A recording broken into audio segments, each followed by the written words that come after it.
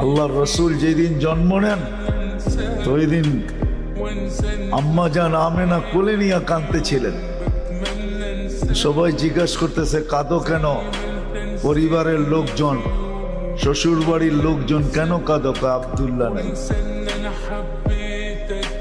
কেন?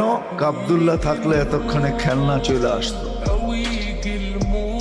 আল্লাহ যেন কানে কানে বলতেছিলেন আমেনা কাঁদিস না, আব্দুল্লাহ খেলনা আনলে আর কোত্থেকে আনবে?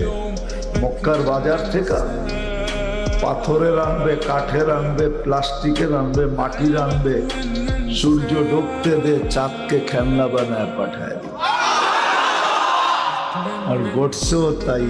আবু তালেব বলে বিকালে যখন শোয়া দিছি, সূর্য ডুবার পরে যখন শোয়া দিছি, চকির উপরে তো বাদাল কামরু আইয়াদনু, চাঁদ দ্রুত গতিতে নিচে নামতে ছিল।